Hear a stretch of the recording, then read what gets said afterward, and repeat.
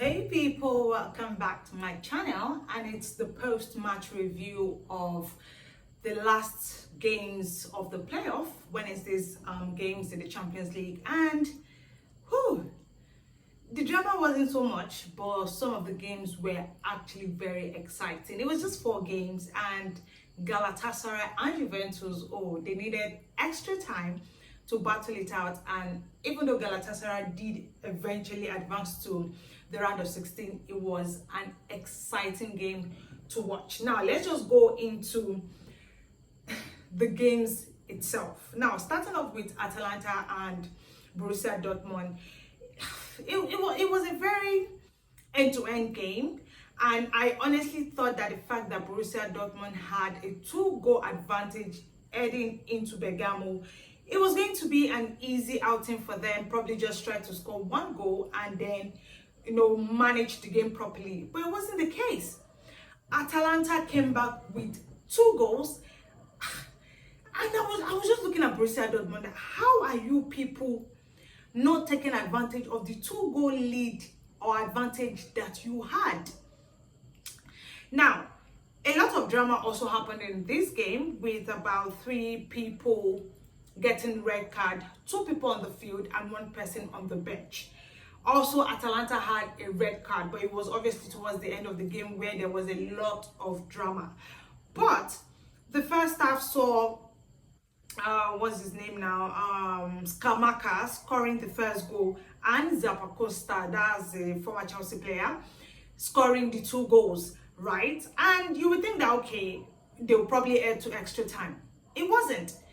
Close to the end of the game, the extra time, in regular time, what happened? Hey, Jesus. It was really crazy. What's his name now? Benzibani was given another yellow card, and to be honest, I feel like that foul wasn't his fault, because the player behind him saw him, but he didn't see the player, and obviously was trying to clear the ball. However, the problem was because that player had already touched the ball before he tried to clear it. There was just no way he wasn't going to get a yellow card or a penalty. Unfortunately, he already had a yellow card earlier in the game, so it just meant that it was going to collect another yellow card, and it was going to be sent off. To make matters worse, Atalanta was given a penalty, right? And Samadik scored the goal, and that was it. Literally after that goal, it was the referee blowing the whistle. Game done, game concluded. Atalanta goes through to the round of 16, and I just feel so bad for Borussia Dortmund, because I felt that game could have gone into extra time, and maybe they would have had a chance to qualify to the round of 16. But I feel like even their performance wasn't good enough.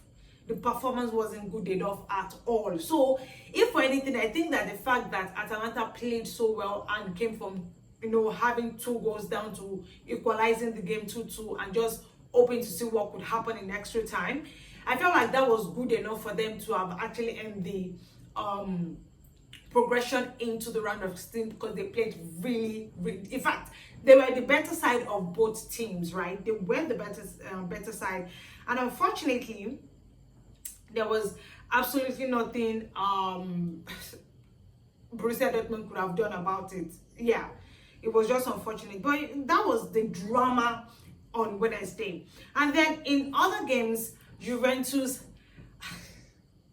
honestly, I'm still surprised, because I remember saying in my preview that I don't think that Juventus has a chance of getting to the round of 16. And when I say the Champions League just gives you all the drama that you want to see in football, yes, in this game it was everything.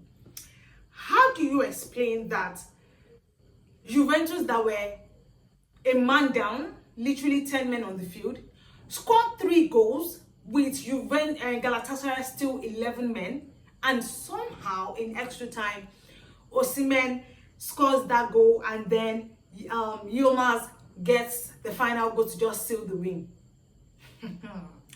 Honestly, it's really surprising. Anyways, The first goal obviously was scored by Locatelli for Juventus before Lloyd Kelly was given a red card. Now you would have thought that with the red card they would have just fumbled, because don't forget that in the first leg they also had a red card and somehow they just lost concentration. Galatasaray scored about 3 goals or 4 goals just because of that red card. So it was really surprising, but this time around it wasn't the case. Federico Gatti got the second goal for Juventus before Mike Kenny got the third goal, and obviously it was down to extra time, right? Because at that point it was already like 5-5.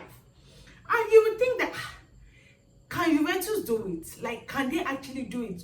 Go from 5-2 down to 5-5 and then eventually winning the game? I honestly did not think it was possible. And into extra time, Victor Osimhen gets the first goal in 105th minute before Barnes Yilmaz gets the final goal to seal the game, finishing 3-2 in regular time and I think 7-5 in aggregate win. So it was a huge drama in that one, but I think it was more of the goals, right? Because I didn't expect to see a lot of goals in that game. That's 5 goals. Don't forget that the last game it was about 5-2. That's about 7 goals. This is 5 goals, which makes it a total of 12 goals in one match. It's crazy. The Champions League is just crazy. It's crazy, I must say so. And then the other game saw Paris Saint-Germain get over the line against Monaco. Monaco were down to 10 men, and the game ended in a 2-2 draw in regular time. But because Paris Saint-Germain won the first leg 3-2, that was obviously an advantage for them to go into the round of 16. And I think it's just the fact that Monaco got the first goal from Magnus Aguiluche in the first half, and then Koulibaly was given a red card. It happens, or should I say 2 yellow cards, and which leads to a red card. Definitely they would have felt disappointed with that one, because even in the last game I think they were also down to 10 men, so they have to find something to do about that. And then Marquinhos gets the first goal for Paris Saint-Germain to make it 1-1, and Kvaratskhelia gets the second goal to make it 2-1 for Paris Saint-Germain. However, leading towards the end of the game, Jordan Terzi gets the second goal to make it 2-2 in regular time, and about 5-4 in aggregate win for Paris Saint-Germain. So we are seeing Paris Saint-Germain doing it again, right? Last season they had to go through the playoffs to get to the final and win the Champions League eventually. Do you think it's possible again this time around? Even though I feel like their performances have been really bad. Yes, they're dealing with injuries and all that, but I still feel like their performances are not good enough.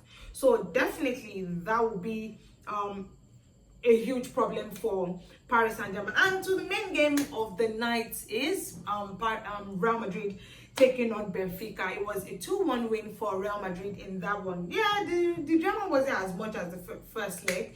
I think this time around the players were just concentrating on the fact that they just need to get that result, and I did expect them to win the game. But yeah, it was a very good performance from Real Madrid. Vinicius Jr. getting the second goal, and the most important goal, Tchouaméni getting the first goal just to ease the players, into the game proper.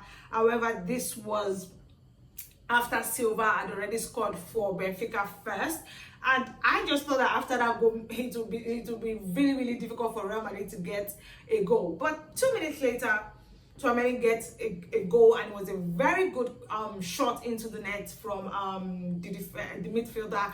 And yeah, I think that just helped the team to be excited and really concentrate on the game before Vinicius Jr. got the second goal that is the win, and it was a 3-1 aggregate win for Real Madrid. But yeah, the playoff rounds are done, and now we just have to wait for the draw to be done on Friday. I think the draw will be done on Friday. This will probably be after the Europa League matches are played on Thursday. But yeah, I expect that there are going to be quite some interesting interesting fixtures, because people are already looking at Chelsea taking on either Paris Saint-Germain or Newcastle and all that speculation. So until the draw is actually done. We don't know who is going to be facing who. There might just be predictions as to this is who this team is going to face. What if it isn't? So yeah, I think it's going to be quite interesting to see how that turns out. I am so excited to see the draws to be done and who is going to be facing who, because if Chelsea is going to be facing Newcastle, it's going to be, I don't know if it will be tough, but I'm sure a lot of people want it to be Chelsea, Paris and Germany, just to see if Chelsea can do it again, just as they did in the FIFA Club World Cup. That's going to be quite interesting. But yeah, those are my thoughts on the games for Wednesday's Playoff Champions League second leg. Also, don't forget to share your thoughts in the comment section. I will definitely be reading and responding. Don't forget to also like, share, and subscribe to the channel. See, that's the most important thing. Subscribe to the channel, okay? Share it with your loved ones. Tell them to subscribe. Your colleagues, your friends, your sisters, brothers, friends, everybody, including enemies. So tell them to subscribe to the channel, okay? Thank you, guys.